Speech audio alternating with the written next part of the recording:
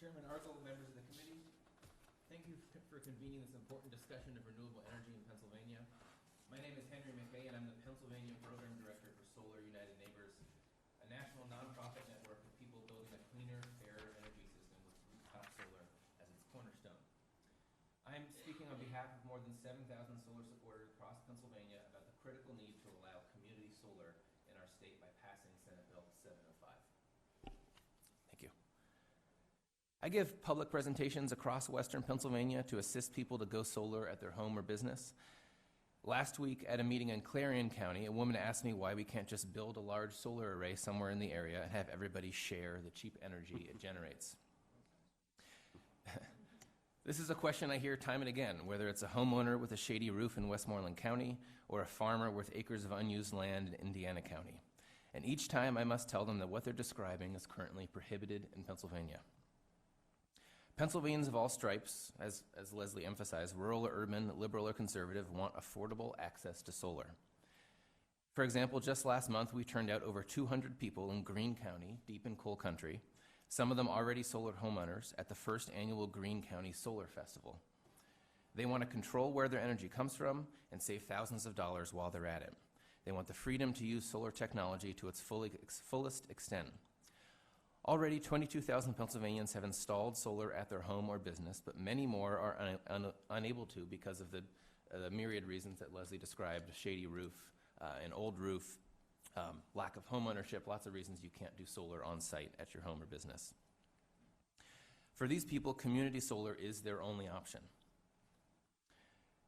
Community solar also benefits the landowners hosting the array. In Minnesota, which boasts one of the largest community solar programs in the country, a dairy farm called Eichton's Hidden Acres leases its marginal land to a 5-megawatt community solar array, which brings them over $800 per acre per year in lease payments on land which would have generated about half as much were it given over to grazing.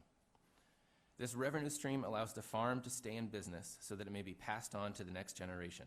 It allows them to keep selling cheese while also selling these solar electrons. Just think what community solar could do for Pennsylvania farmers, especially dairy farmers who are struggling to stay afloat. And of course, more solar installations results in more jobs and more solar businesses throughout the state. I want to divert from my prepared remarks here just for a moment. I want to emphasize that even if we do enable community solar in Pennsylvania and we don't update our alternative energy portfolio standard, we may not actually see many, if any, community solar projects materialize, because without an updated alternative energy portfolio standard, our SREC market is going to be weak to non-existent. We're not going to be sending predictable market signals to solar developers, and they just won't see these community solar projects as good investments. So these are closely tied, the fates of these two bills. SB 600 is the one that would update our portfolio standard.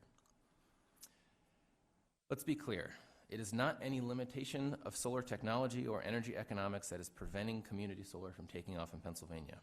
A residential or small business rooftop solar installation, with the cost spread out over the 25 to 30-year lifetime of the system, currently delivers cheaper electricity than we buy from our utilities.